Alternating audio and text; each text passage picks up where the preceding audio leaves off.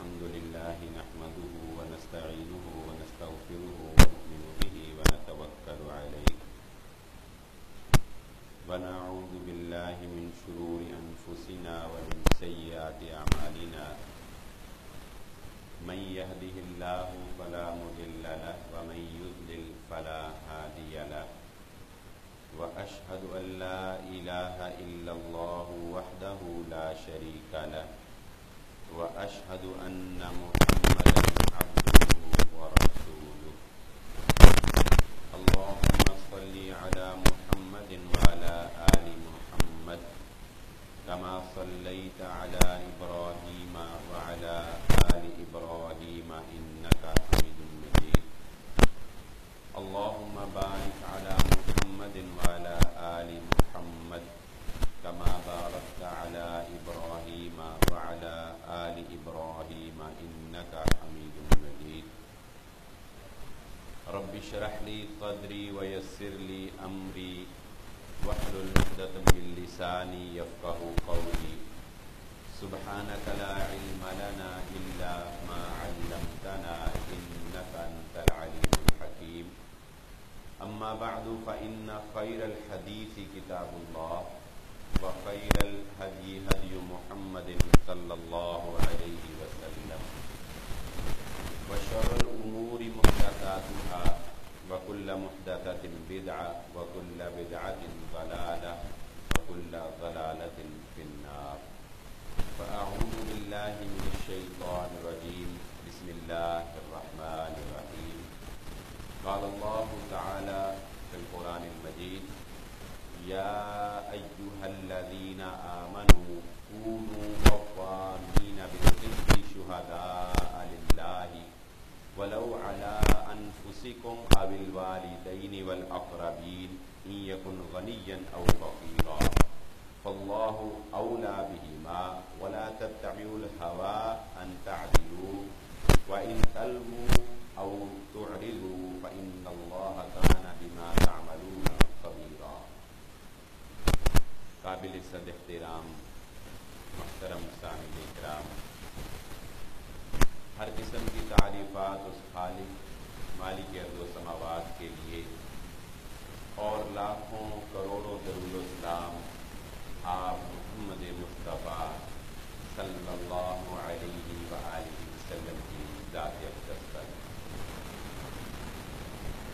یہ آیت مبارکہ جو سورۃ النساء کی میں نے آپ کے سامنے پڑھی ہے، 135 نمبر آیت، اس کا لب لباب اور خلاصہ سن لیجئے، اس کے بعد ہم اپنی آئندہ کی گفتگو جو ہے اس کا آغاز کریں گے کہ اللہ رب العزت ایمان والوں کو یہ متنبہ کر رہے ہیں کونوا قوامین بالقسط، کہ انصاف کے لیے تم نے کھڑے ہو جانا ہے، اللہ کے لیے تم نے گواہ بننا ہے، اگرچہ کہ یہ انصاف پر عمل کروانا تمہارے اپنے ہی خلاف کیوں نہ جاتا ہو، تمہارے والدین کے، تمہارے قریبی رشتہ داروں کے خلاف ہی کیوں نہ فیصلہ جاتا ہو، لیکن اللہ کا حکم سمجھ کے انصاف کے اوپر ڈٹ جانا ہے۔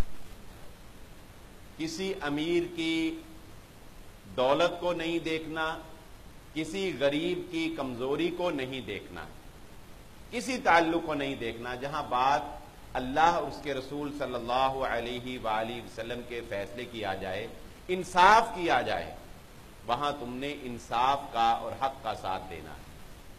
ہماری آج کی جو گفتگو ہوگی اس آیت پہ پڑھنے کا مقصد یہ ہے کہ اس میں سب سے زیادہ نا انصافی ہم اپنی ذات کے ساتھ کرتے ہیں۔ دوسروں کے ساتھ جو نا انصافی ہم نے کرنی ہے، سب سے زیادہ نا انصافی ہم اپنی ذات کے ساتھ کرتے ہیں، سب سے زیادہ ظلم ہم اپنی ذات کے اوپر کرتے ہیں۔ یہ ایک ذہن نشین رکھ لیجئے بات۔ دوسرا پہلو یہ ذہن نشین رکھ لیجئے کہ اللہ رب العزت نے ہمیں حکم دیا کہ اطیعوا اللہ و اطیعوا الرسول و اولی الامر منکم، تین کی اطاعت کا۔ سب سے پہلے اطیعوا اللہ، اللہ کی اطاعت کی جائے گی، اطیعوا الرسول، اللہ کے نبی محمد الرسول اللہ صلی اللہ علیہ وآلہ وسلم کی اطاعت کی جائے گی اور اس کے بعد اولو الامر کی اطاعت کی جائے گی۔ اولو الامر سے مراد کون لوگ ہیں؟ جن کو اللہ رب العزت تمہارے اوپر حاکمیت دے دیتا ہے، وقت کا حاکم بنا دیتا ہے، یا کسی بھی ادارے یا کسی بھی شہر یا کسی بھی انتظامی امور کے تحت جو اولو الامر لوگ ہیں ان کی اطاعت کی جائے گی۔ مثال کے طور پہ پاکستان کا تو معاملہ ہے کہ آپ پاکستان میں جو بھی ہمارا وزیر اعظم ہوگا اس کی اطاعت کریں گے، اس کے قوانین جو بھی وہ پاکستان کے لیے بنائے گا۔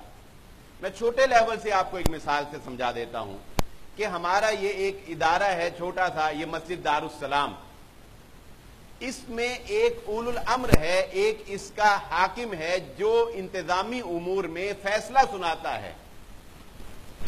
اب اگر وہ یہ کہہ دے اس مسجد کا کہ جو بھی صدر ہیں یا جو بھی اولو الامر ہیں جن کا اختیار ہے جن کے پاس، اگر وہ کہہ دیتے ہیں کہ انتظامی امور کے تحت ہم یہ فیصلہ کرتے ہیں کہ اس مسجد میں 18 سال سے کم کوئی بھی بچہ اعتکاف پر نہیں بیٹھے گا، تو یہ انہوں نے اس مسجد کی بہتری کے لیے قانون بنا دیا۔ اس قانون کی پاسداری کرنا ان تمام نمازیوں پر اسی طرح لازم ہے جس طرح اللہ اور اس کے رسول صلی اللہ علیہ وسلم کی اطاعت لازم ہے، کیونکہ اللہ ہی قرآن میں کہہ رہے ہیں اولو الامر کی اطاعت کرنی، اللہ کے حکم سے ہی اولو الامر کی اطاعت کرنی۔ ہاں، اس میں ایک شرط اور ہے، وہ کیا؟ لا طاعت المخلوق فی معصیت الخالق۔ اگر اولو الامر کسی بھی ادارے کا حاکم، شہر کا گورنر یا ملک کا وزیر اعظم یا کوئی بھی قانونی ادارہ اگر کوئی ایسا حکم جاری کر دے جو حکم اللہ اور اس کے رسول محمد الرسول اللہ صلی اللہ علیہ وآلہ وسلم کے احکامات کے خلاف ہوگا، تو اس حکم میں اس کی بات نہیں مانی جائے گی۔ مثال کے طور پہ بیوی کے اوپر لازم ہے کہ وہ خامند کی اطاعت اور خامند کی فرما برداری کرے، لیکن اگر خامند اپنی بیوی کو یہ کہے کہ تم اپنے ابرو کے یہ جو بال ہیں آئی بروز ان کی تراش خراش کرو خوبصورتی کے لیے، زینت کے لیے، تو بیوی خامند کی بات ماننے سے انکار کر دے گی۔ بیوی یہ ابرو کے بال نہیں ترشوائے گی، نہیں ان کو کانٹ چھانٹ کرے گی، خامند کی بات نہیں مانے۔ کیوں؟ کیونکہ اللہ کے نبی صلی اللہ علیہ وآلہ وسلم نے لعنت فرمائی ایسی عورت کے اوپر جو ابرو کے بالوں کو، آئی بروز کو تراش خراش کرتی ہے، ان کو سکاٹتی ہے یا ان کو کسی طرح بھی سیٹ کرنے کی کوشش کرتی ہے۔ تو اللہ کے نبی صلی اللہ علیہ وسلم نے منع فرما دیا، اس کو ناجائز قرار دے دیا۔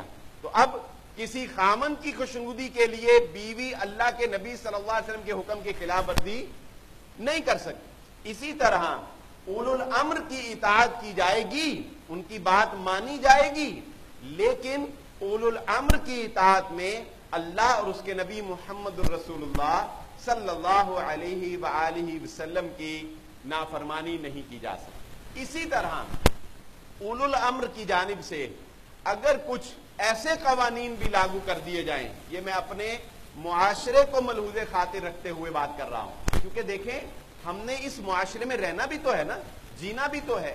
بہت سی باتیں ایسی ہوتی ہیں ممبر پر کرنا آسان ہوتی ہیں، پریکٹیکل لائف میں جاؤ تو مشکل ہوتی ہے۔ تو ہمیں دین کو ہمیشہ اپنے معاشرے، اپنے عرف، اپنی پریکٹیکل لائف کو مد نظر رکھتے ہوئے بھی سمجھنا چاہیے۔ تو اگر کوئی ایسا حکم حاکم وقت کی وجہ سے کی طرف سے آ جاتا ہے جس پر آپ مجبور ہو جاتے ہیں کہ اس پر آپ کو کوئی چور راستہ تلاش کرنا ہی پڑے گا، اس کے بغیر آپ جی نہیں سکتے، اس کے بغیر آپ کا کام نہیں چل سکتا، تو پھر وہاں پر آپ مجبور ہو جاتے ہیں، لیکن اس مجبوری کا ناجائز فائدہ نہیں اٹھایا جائے گا۔ میں جو بات کہنا چاہتا ہوں وہ آپ یقیناً سمجھ گئے ہوں گے، میں دبے لفظوں میں ہی کہنا چاہتا ہوں، دو ٹوک نہیں سمجھانا چاہتا۔ بات سمجھ گئے کہ مجبوری اپنی جگہ ہے، اور رسول اللہ صلی اللہ علیہ وآلہ وسلم کی امت کے اوپر اللہ رب العزت کا یہ احسان ہے کہ اللہ کے نبی صلی اللہ علیہ وآلہ وسلم نے فرمایا کہ اس امت سے اللہ رب العزت نے 3 طرح جو گناہ ہوتے ہیں ان کو معاف کر دیا ہے۔ نمبر 1، بھول چوک کر کوئی غلطی ہو گئی، مثال کے طور پہ ایک آدمی کا روزہ تھا، اس نے بھول کر اگر پانی پی لیا تو اس کا روزہ تو نہیں ٹوٹتا نا، کیونکہ اس کو بھول گیا تھا، وہ بھولے سے اگر کوئی غلطی ہو گئی انسان سے تو بھول چوک اس امت سے معاف ہے۔ اور اسی طرح اس امت سے زبردستی، اگر کوئی کسی نے زبردستی کوئی گناہ کروایا کسی سے، جبرن کسی سے طلاق دلوائی ہے تو وہ طلاق واقع نہیں ہوتی۔ اور اسی طرح اس امت سے اللہ کے نبی صلی اللہ علیہ وآلہ وسلم کی اس امت پر یہ احسان ہے، الخطا والنسیان، غلطی، بھول اور جبرن، یہ 3 طرح سے اگر کوئی گناہ ہو جاتا ہے تو وہ اس امت سے اللہ رب العزت نے معاف کر دیا ہے۔ اب آئیے ہم اپنی گفتگو کو آگے لے کر چلتے ہیں، جس طرف میں اصل میں آج توجہ دلانا چاہتا ہوں، کیونکہ دیکھیے اس منبر و محراب سے اگر آپ دینی مسائل سیکھتے ہیں، قرآن و حدیث کا علم سیکھتے ہیں، تو معاشرے میں رہنے کے لیے جو اصول اور جو اسلوب اور جو قوانین ہیں اور جو طرز عمل زندگی کا ہے وہ بھی ہمیں اس منبر و محراب سے حاصل ہونا چاہیے۔ بہت سے لوگ اس جانب عدم توجہ کا شکار ہیں، تو آج کی میں گفتگو میں دراصل اس جانب آپ کی توجہ دلانا چاہوں گا کہ بہت سے قوانین حاکم کی جانب سے بنائے گئے جن کی پاسداری کرنا ہم اپنی توہین سمجھتے ہیں، یہ حقیقت ہے۔ قانون کو توڑ کر ہم خوشی محسوس کرتے ہیں، قانون کو توڑ کر اس سے بچ جانے کو ہم فخر محسوس کرتے ہیں۔ یاد رکھ لیجئے، قانون کی پاسداری کرنا آپ کے اوپر لازم ہے، جو قانون حاکم کی طرف سے بنایا گیا ہے۔ میں آپ کو ایک چھوٹی سی مثال سے بات سمجھا دیتا ہوں۔ میرا ایک دوست، یہ آپ کو اپنے معاشرے میں لوگوں کا ذہن بتا رہا ہوں کہ ہم لوگ کس ذہن سے چلتے ہیں۔ میرا ایک دوست تھا، اس نے ٹریفک میں ایک قانون کی خلاف ورزی کی، ٹریفک قانون کی خلاف ورزی کی۔ پولیس والے نے اسے روکا تو وہ اسے کیا کہتا ہے کہ اس نے اس کو کارڈ نکال کر دکھایا اور اس کو کہا کہ میں وزیر قانون کا فلاں تعلق دار ہوں، لہذا مجھے چھوڑ دیا جائے۔ اب آپ بتائیں، ہم اس کو فخر سمجھتے ہیں نا کہ ہمارا کسی وزیر کسی پولیس والے سے تعلق، بلکہ ہم تعلق بنا کے رکھتے ہیں کتنے لوڈ پہ جاتی ہے۔ ٹھیک ہے، کوئی ایسی حرج والی بات۔ اس پولیس والے نے جو بات کہی، یہ میں نہیں تھا موقع پر، لیکن اس دوست نے مجھے بتایا کہ میرے ساتھ یہ واقعہ ہوا۔ اس پولیس والے نے جو بات کہی واقعی سنہرے حروف سے لکھنے والی تھی۔ اس نے کہا تم نے قانون توڑا ہے؟ کہتا جی بالکل میں نے قانون توڑا ہے۔ اس نے کہا تم مجھے کہہ رہے ہو میں وزیر قانون کا رشتہ دار ہوں؟ اس نے کہا جی کہہ رہا ہوں، لہذا مجھے چھوڑ دو۔ اس نے کہا جی، اس نے کہا مجھے دنیا کا وہ وزیر قانون بتاؤ جو یہ کہتا ہو کہ میں وزیر قانون ہوں لہذا تم کھلے عام قانون توڑو، کوئی بات نہیں ہے۔ وزیر قانون قانون توڑوانے کے لیے بیٹھتا ہے یا قانون پر عمل درآمد کروانے کے لیے وزیر بنتا ہے؟ اس نے کہا جی بالکل وہ تو قانون پر عمل درآمد کرتا۔ تو اس نے کہا تم مجھے یہ بتا رہے ہو کہ میں وزیر قانون کو فون کروں اور مجھے کہے کہ کوئی بات نہیں لوگوں کو قانون توڑنے دو، لوگوں کو خیر ہے قانون توڑتے رہے؟ نہیں، ایسا نہیں ہے۔ قانون توڑ کر تم اپنے اوپر ظلم کرتے ہو، اور ہمارا یہ طریقہ اور ہماری یہ روش ہے کہ ہم قانون توڑتے ہیں اور اس کے بعد قانون توڑنے کے بعد بچ جانے کو، قانون توڑ کر جو سزا ہوتی ہے یا جرمانہ یا جو چلان ہے اس سے بچ جانے کو ہم فخر محسوس کرتے ہیں کہ ہم نے بڑا تیر مارا ہے کہ قانون بھی توڑا اور کوئی ہمیں پوچھنے والا بھی نہیں ہے، کوئی ہمیں روک بھی نہیں سکتا قانون توڑنے سے۔ یہ ہمارے ذہن کا حال بن چکا ہے۔ شاید کہ اس قانون توڑنے کو ہم گناہ نہیں سمجھتے۔ شیخ ابن عثیمین رحمہ اللہ تعالی کا یہ فتویٰ موجود ہے، وہ کہتے ہیں کہ اگر ایک ٹریفک سگنل کو توڑا جاتا ہے، کوئی قانون کی خلاف ورزی کرتا ہے، تو یاد رکھ لیجئے اس نے ایک جرم تو کیا ہی ہے، اس کے ساتھ ساتھ اس نے ایک گناہ کا ارتکاب بھی کیا ہے۔ صرف جرم نہیں کیا بلکہ اس نے ایک گناہ کا ارتکاب بھی کیا ہے۔ تو میں نے جیسے پچھلے جمعہ میں نے وہ دیکھی چٹ پر دعا کی، کئی دنوں سے میرا یہ ذہن تھا کہ اس ٹاپک کو ہم ڈسکس کریں، لیکن پچھلے جمعہ جب میں نے وہ دعا کی پرچی دیکھی تو پھر میں نے اعلان کیا کہ ہم انشاءاللہ اس پر ہی گفتگو کریں گے۔ تو آئیے ہم آج اسی ٹاپک کو لے کر آگے چلتے ہیں۔ اور بھی بہت سے قوانین ہوں گے، لیکن ہم اپنے گریبانوں میں جھانک کر دیکھتے ہیں کہ یہ ٹریفک حادثات جو بڑھ رہے ہیں، ہم قوانین کی کس قدر پاسداری کرتے ہیں یا ہم قوانین کے اوپر کتنا کو عمل کرتے ہیں، کتنا کو ہم قوانین کو جو ہے وہ سمجھتے ہیں۔ ایک بچہ جب 18 سال کا ہو جاتا ہے تو ماں باپ یہ فخر محسوس کرتے ہیں کہ ان کا بیٹا موٹر سائیکل چلانے لائق ہو گیا ہے یا ان کا بیٹا گاڑی جو ہے وہ چلانے لائق ہو گیا ہے۔ لیکن آپ یہاں پر بیٹھے جتنے بھی ماں باپ اور والدین ہیں وہ اپنا انالیسس کر لیں کہ کیا انہوں نے گاڑی چلانے سے پہلے یا موٹر سائیکل اپنے بیٹے کو دینے سے پہلے اس کو ٹریفک کے قوانین سکھائے تھے، اس کو بتایا تھا کہ بیٹا تم نے گاڑی اتنے سپیڈ پر چلانی ہے، یہ طریقے ہیں، یہ قوانین ہیں۔ اور کتنے ایسے ٹین ایجر ہیں ہمارے کہ جو بغیر لائسنس کے گاڑی چلا رہے ہیں، بغیر لائسنس کے گاڑی چلانا اور پھر بچ جانا، یہ ہم فخر محسوس کرتے ہیں، حالانکہ یہ انتہائی جرم ہے، یہ انتہائی جرم ہے کہ آپ بغیر لائسنس کے گاڑی چلاتے ہیں۔ اللہ کے نبی صلی اللہ علیہ وآلہ وسلم نے یہ قانون بیان کر دیا ایک مسلمان کے لیے، المسلم من سلم المسلمون من لسانہ و یدہ، مسلمان وہ ہوتا ہے جس کے ہاتھ اور جس کی زبان سے دوسرے مسلمان محفوظ رہتے ہیں۔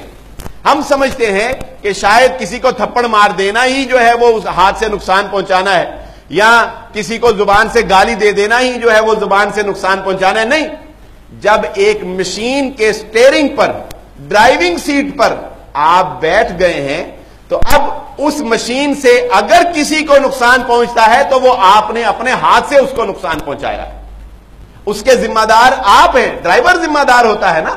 اگر کوئی خدا نہ خاصہ ایکسیڈنٹ ہوتا ہے، مشین ذمہ دار ہوتی ہے کہ ڈرائیور ذمہ دار ہوتا ہے؟ ڈرائیور ذمہ دار ہوتا ہے۔ تو اپنے ہاتھوں سے، اپنی زبانوں سے اپنے مسلمان بھائیوں کو نقصان نہ پہنچائیں۔ اپنے بچوں کو اگر گاڑی دینا چاہتے ہیں، موٹر سائیکل دینا چاہتے ہیں، سب سے پہلے اس چیز کا اہتمام کریں کہ ان کا لائسنس بنوائیں۔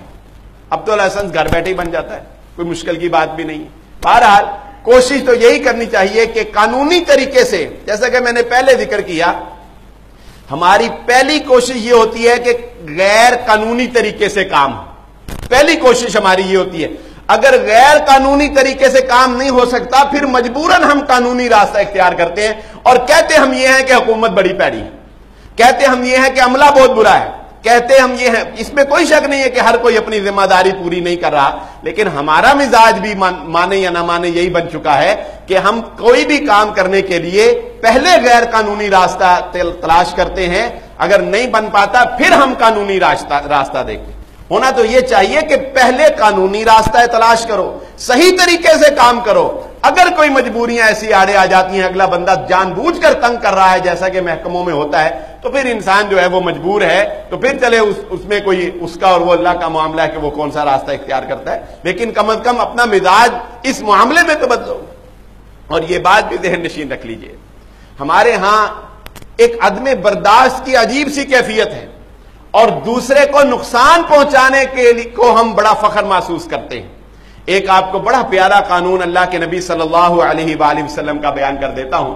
ایک اصول کی بات ہے، نبی صلی اللہ علیہ وآلہ وسلم کے فرمان کے مطابق پھر ان دو جملوں پر بہت سی کتابیں لکھی گئی ہیں کہ لا ضرر ولا ضرار۔ اللہ کے نبی صلی اللہ علیہ وآلہ وسلم نے فرمایا، مسلمان مومن کی یہ شان ہے، نہ تو کسی کو وہ تکلیف پہنچائے گا، نہ تو کسی کو تکلیف دی جائے گی، اور نہ ہی بدلے میں تکلیف دی جائے گی۔ یہ ابھی آپ کو ایسے سمجھ نہیں آئے گی، انشاءاللہ میں مثال سے سمجھاؤں گا تو بات سمجھ آئے گی۔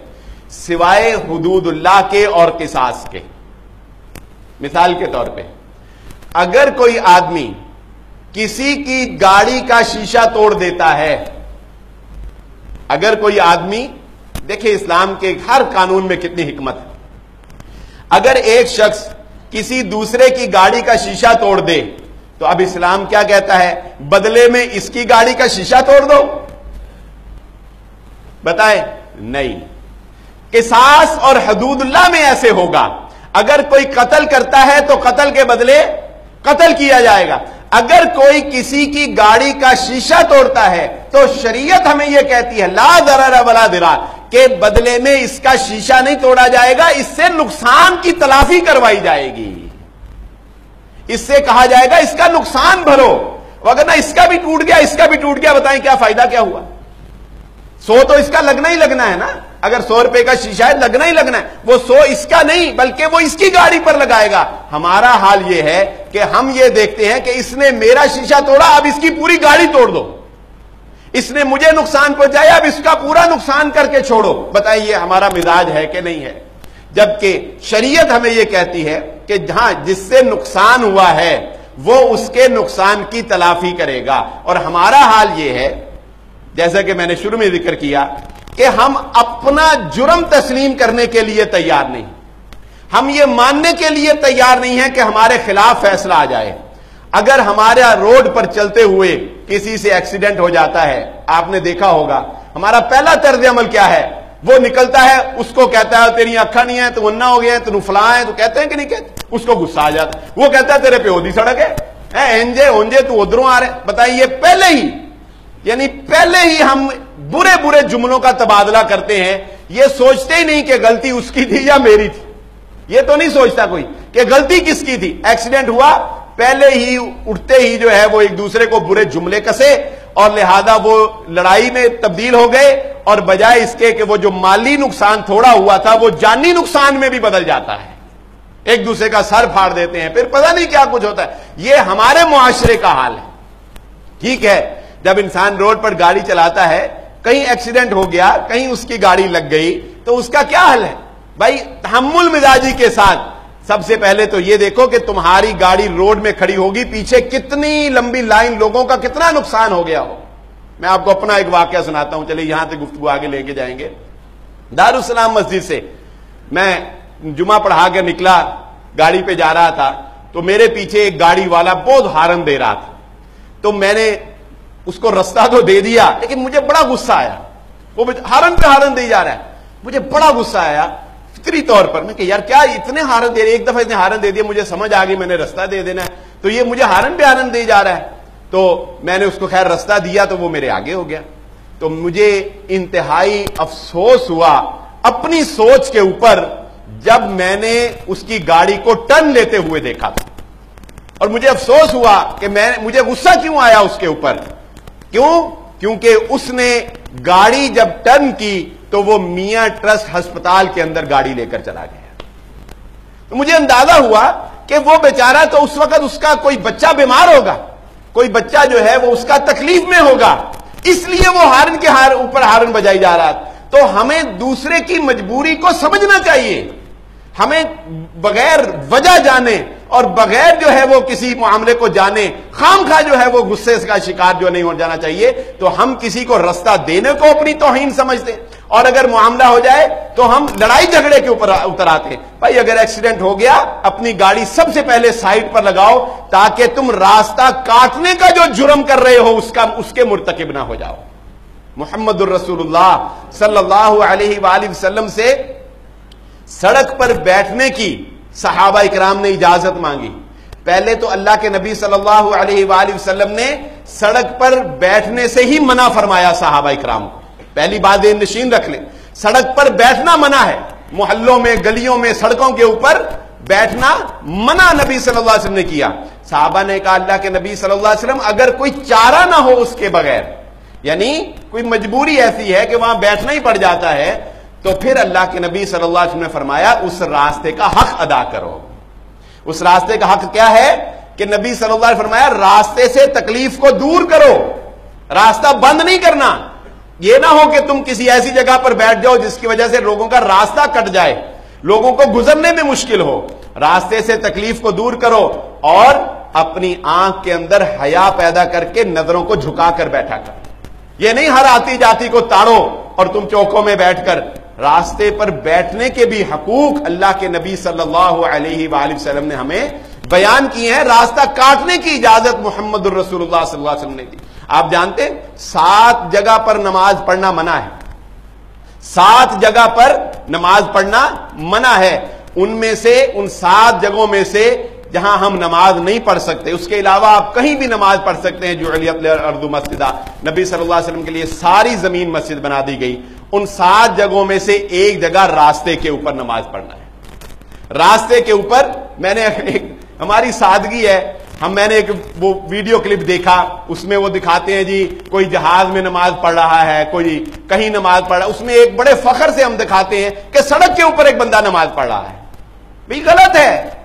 سڑک جہاں راستہ ہے, لوگ گزرتے ہیں, لوگوں کی گزرگاہ ہے, وہاں پر نماز پڑھنے سے رسول اللہ صلی اللہ علیہ وسلم نے منع فرمایا, بلکہ وہاں نماز ہو ہی نہیں سکتی.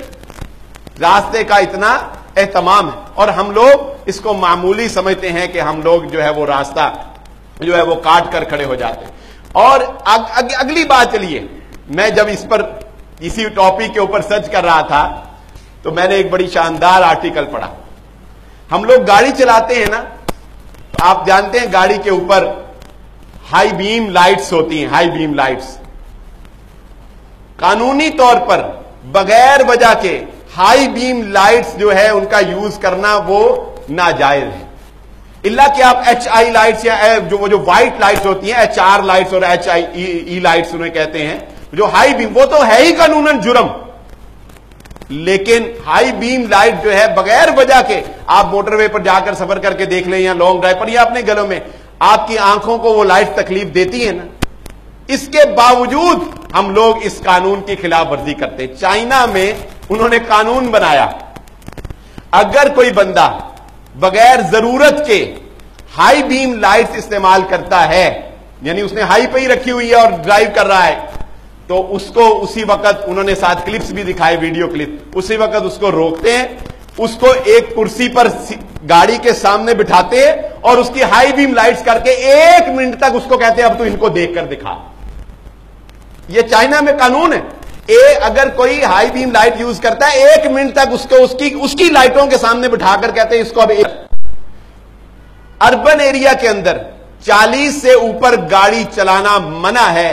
اگر آپ 40 کی سپیڈ کے اوپر گاڑی چلاتے ہیں, اول تو انشاءاللہ پہلی بات ہے آپ کا ایکسیڈنٹ نہیں ہوگا. اگر خدا نہ خواستہ ایکسیڈنٹ ہوتا بھی ہے تو آپ کو جانی نقصان نہیں ہوگا. یہ بات لکھی پڑی ہے. اللہ کہ تقدیر آ جائے تو کوئی ویسے ہی گر کے بھی مر جاتا ہے. لیکن قانون کی آپ پاسداری میں دیکھیں کتنی سہولت ہے ہمارے لیے, کتنی. اور موٹر وے کے اوپر 120 سے اوپر جانے کو ہم فخر محسوس کرتے ہیں. آپ نے فیس بک پہ لڑکوں کی تصویریں دیکھی ہوں گی, 160 کے میٹر پر پھر تصویر کھینچ کے فیس بک پر اپلوڈ کرتے ہیں, یہ دیکھو ہم نے پورا میٹر کر دیا, 160 کی سپیڈ پوری سوئی ہم نے کر دی. بتائیں یہ کرتے ہیں یا نہیں کرتے؟ فخر سے کرتے. قانون توڑتے ہیں, اوپر سے فخر محسوس کرتے. جرم کرتے ہیں, اوپر سے فخر محسوس کرتے. اور اپنی جانوں سے کھیلتے ہیں, اپنی جان پر ظلم کرتے ہیں, اور وہ روتے ہوئے ماں باپ کو چھوڑ کر چلے جاتے ہیں, جو بعد میں روتے ہیں. اور پہلے ان کو یہ خیال نہیں آتا کہ ہم اپنے بچے کو ہیوی بائک لے کر کیوں دے رہے ہیں. یہ ہیوی بائک کلچر آ گیا نا نیا, چائنا نے نکال دیے, 2-2 لاکھ کے چل رہے ہیں. کتنے حادثات ان ہیوی بائک کی وجہ سے ہو رہے ہیں آپ جانتے ہیں؟ آپ مجھے بتائیں ہیوی بائک کا مقصد کیا ہے؟ مقصد کیا ہے اس کا؟ ہمارے بزرگ جو ہے نا, وہ آپ نے بھی یہ جملہ سنا ہوگا, ہمارے بڑے بزرگ جو ہیں وہ موٹر سائیکل کو شیطانی چرخہ کہتے تھے. شیطانی چرخہ کہتے تھے. کیوں؟ پتہ ہی نہیں لگتا کب جوش ہے, سپیڈ دی اور تیز ہو گیا, کب سپیڈ دی اور تیز ہو گیا, اور اگر اوور سپیڈ ہوئے تو یہ حادثے کا شکار ہو گیا. میں نے خود جنازے پڑھائے ہیں, دعائیں کی ہیں. ٹین ایجر لڑکا ہیوی بائک کے اوپر اوور سپیڈ پہ جاتا ہوا ایکسیڈنٹ ہو گیا ہمارا. اخباروں میں ہم پڑھتے. اور بھائی والدین کی یہ ذمہ داری ہے, یہ قصوروار ہے وہ والدین جو اپنے بچے کو ہیوی بائک لے کر دیتے ہیں. مجرم ہیں وہ, اللہ کے ہاں بھی مجرم ہیں. اللہ تعالیٰ قرآن میں واضح طور پر فرماتا ہے وَلَا تُلْقُوا بِأَيْدِيكُمْ إِلَى التَّهْلُكَةِ, اپنے آپ کو خود ہلاکت میں نہ ڈالو. وہ میں نے آپ کو لمبا واقعہ سنایا تھا نا تیمم کے باب میں, حضرت عبد الرحمن بن عوف کا. انہوں نے ٹھنڈے پانی سے وضو نہیں کیا اور تیمم کر کے نماز پڑھا دی. جب اللہ کے نبی صلی اللہ علیہ وسلم کو شکایت لگائی صحابہ نے کہ جی یہ غسل فرض تھا, انہوں نے نماز تیمم کر کے پڑھا دی ہے, تو اللہ کے نبی صلی اللہ علیہ وسلم نے پوچھا ابھی ایسے کیوں کیا؟ وہ کہتے ہیں اللہ تعالیٰ قرآن میں کہتا ہے وَلَا تَقْتُلُوا أَنفُسَكُمْ, بھائی اپنے آپ خود نہ مارو. میں مرنا سی ٹھنڈے پانی نہ وضو کر کے؟ میں کوئی مرنا تھا؟ میں خود کیوں اپنے آپ کو ماروں؟ اللہ قرآن میں کہتا ہے وَلَا تُلْقُوا بِأَيْدِيكُمْ إِلَى التَّهْلُكَةِ, خود اپنے آپ کو ہلاکت میں نہ ڈال. یہ ون ویلنگ جب ہم کرتے ہیں ہم خود اپنے آپ کو ہلاکت میں ڈالتے ہیں. یہ ون ویلنگ کا کلچر جو ہے, اور پھر ریسیں لگانا روڈ کے اوپر موٹر سائیکلوں کی. والدین کیوں غافل ہیں اپنی اولاد سے؟ اپنی اولاد کو دین اسلام کے ساتھ ساتھ, آج تک ہم یہی کہتے ہیں دین سکھاؤ، نمازیں پڑھاؤ، اپنے اولاد کو جو ہے وہ داڑیاں رکھواؤ، اپنی اولاد کو جو ہے وہ نیکی کی ترغیب دو، بھئی اس کے ساتھ ساتھ اپنی اولاد کو قانون کی پاسداری کرنے والا بناؤ، قانون کی پابندی کرنے والا بناؤ۔ تمہارے بچے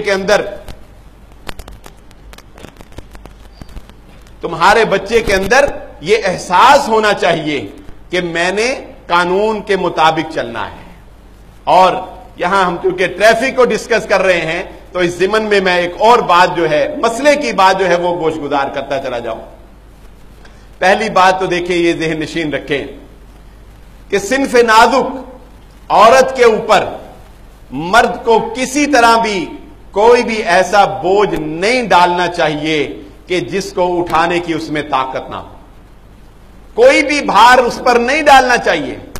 عورت کا جاب کرنا شوقیہ یہ صحیح نہیں ہے، اگرچہ کہ ہم اس کو ناجائز تو نہیں کہہ سکتے، وہ شرعی حدود کے اگر قواعد و ضوابط کے مطابق، لیکن عورت کی ذمہ داری نہیں ہے کمانا۔ اور پھر یہ معاشرے میں دیکھنے میں بھی آتا ہے کہ جو عورتیں کماتی ہیں ان کے خاوند ان کی کمائی کے اوپر ہی انحصار کر لیتے ہیں، یا خود کمانا چھوڑ دیتے ہیں، اور اگر کماتے ہیں تو ان کا ہی کہتے ہیں کہ بیوی گھر کے اوپر لگائے، میری کمائی جو ہے وہ کہیں اور اللہ ترلو میں لگے۔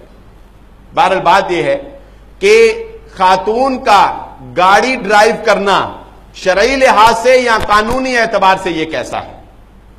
تو اگر کوئی خاتون پردے کا اہتمام کرتے ہوئے اور گاڑی میں با پردہ ہو کر گاڑی چلانا یہ کوئی مشکل بات نہیں، اگر کوئی خاتون پردے کا اہتمام کرتے ہوئے، اور جیسا کہ میں نے شروع میں ذکر کیا لائسنس تو ضرور ہونا چاہیے، خواتین کو تو خصوصاً اس کا اہتمام کرنا چاہیے، گاڑی ڈرائیو کرتی ہے تو شرعی اعتبار سے یہ کوئی جرم نہیں ہے، یہ کوئی غلط نہیں۔ ہاں اگر انتظامی امور کے تحت کوئی حکومت پابندی عائد کر دے تو یہ اس کا رائٹ ہے، جیسا کہ سعودی عرب نے پہلے پابندی عائد کی، اب انہوں نے کھول دی، یہ اس کا رائٹ ہے، وہ پابندی عائد کر سکتی ہے، لیکن ہمیں شرعی اعتبار سے اس کو لان تان یا ملامت کا نشانہ نہیں بنانا چاہیے۔ ہر عورت جو ہے وہ فیشن سے گاڑی نہیں چلاتی، بسا اوقات کوئی مجبور بھی ہوا کرتی ہے، کوئی مجبوریاں ہوتی ہیں جو خواتین کو گھروں سے باہر لے آتی ہیں، اور اللہ کی قسم اٹھا کے کہتا ہوں دل خون کے آنسو روتا ہے اس وقت جب آپ کسی بس کے اندر سفر کرتے ہیں اور یہ پیغام پہنچائیں ٹرانسپورٹروں کو میرا کہ خون کے آنسو روتے ہیں ہمارے دل جب ہم اپنی ماں بہنوں بیٹیوں کو بسوں کے اندر دھکے کھاتے ہوئے دیکھتے ہیں اور وہ غیر محرم مردوں کو پانی پیش کر رہی ہوتی ہیں اور چپس کے ڈبے جو ہیں وہ پیش کر رہی ہوتی ہیں۔ یہ کون سا کلچر تم متعارف کروا رہے ہو؟ اللہ کی قسم اٹھا کے کہتا ہوں اس لڑکی کے بس میں رکھنے سے تمہارے رزق میں کوئی اضافہ نہیں ہوگا، اور اگر اس کو نہیں رکھو گے تو تمہارے رزق میں کوئی کمی واقع نہیں ہوگی۔ اور اس بیچاری کو تو پتہ نہیں کون سی مجبوری یہاں کھینچ لائی ہے، اس کے گھر کی کون سا ایسا چولہا بند ہوتا ہوگا جس کی وجہ سے وہ تمہاری بسوں میں دھکے کھا رہی ہے، وگرنہ تم ظالم ہو، اللہ کی قسم تمہیں ترس نہیں آتا ہے کہ تم عورت کی صنف نازک کی خوبصورتی کو اور جو اللہ رب العزت نے اسے مقام دیا ہے اس کو تم ناجائز فائدہ اٹھاتے اور اس کا، اور پھر بات کرتے ہو کہ یورپ میں عورت پر یہ ظلم ہوتا ہے اور عورت کے اوپر یہ ظلم ہوتا ہے۔ بہرحال کون کون سی ایسی باتیں ہیں کہ ہم اس کا رونا روئیں، کون کون سی ایسے جملے ہیں کہ وہ ہمارے اوپر اثر کر جائیں اور ہمارے دل جو ہیں وہ نرم ہو جائیں۔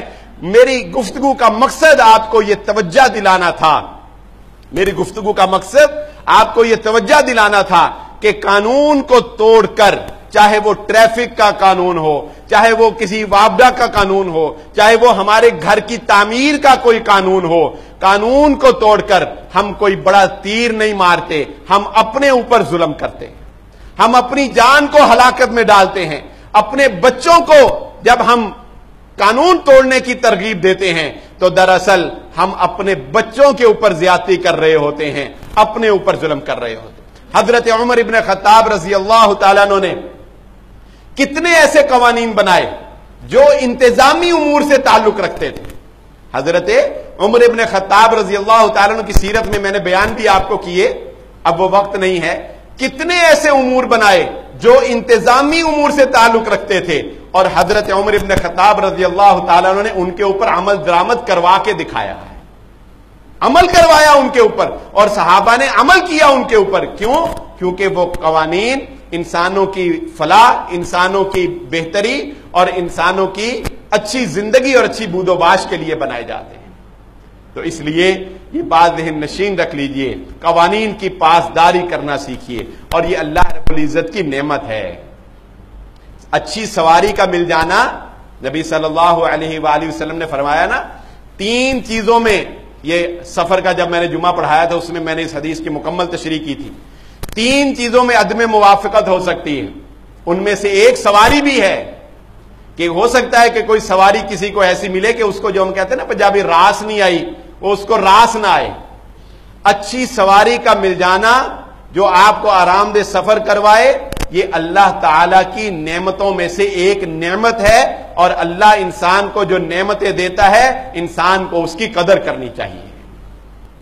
اور اس کے ساتھ ساتھ جب آپ سواری چلے، یہ تو قانونی بات ہو گئی نا، ہمیں قانون کے ساتھ ساتھ ہمارا دین اخلاق بھی سکھاتا ہے، اور ہمارا دین قانون سے بڑھ کر بھی ہمیں کچھ بھی چیزیں سکھاتا ہے. اور وہ کیا ہے کہ سواری پر سوار ہوتے وقت محمد الرسول اللہ صلی اللہ علیہ وآلہ وسلم نے ہمیں جو دعا سکھائی ہے اس دعا کا اہتمام کرنا ہے.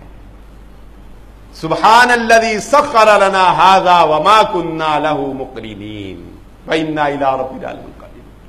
اپنے بچے کو جب سواری دیتے ہیں، بتائیں یہ دعا اس کو سکھاتے ہیں؟ کتنے ماں باپ ہیں، بیٹے کو میٹرک پاس کر تجھے موٹر سائیکل لے کے دوں گا، کہتے ہیں نا، میٹرک پاس کر، میٹرک میں اتنے نمبر لے، اتنے فیصد لے، تجھے موٹر سائیکل لے کے دوں گا. یہ عام ہے، لے دیتے ہیں. نہ اس کو قوانین سکھاتے ہیں، نہ اس کو شرعی اعتبار سے سکھاتے ہیں کہ ہمارے نبی صلی اللہ علیہ وآلہ وسلم نے کچھ ادب و آداب سکھائے ہیں. سواری پر سوار ہونے سے پہلے کوئی دعا ہے جو ہم اللہ سے مانگتے ہیں تو اللہ ہماری حفاظت کرتا ہے. ہم وہ دعا بھی اپنے بچوں کو نہیں سکھاتے، کچھ بھی ہم نہیں کرتے، اور جب نقصان ہوتا ہے پھر ہم رونا پیٹتے ہیں.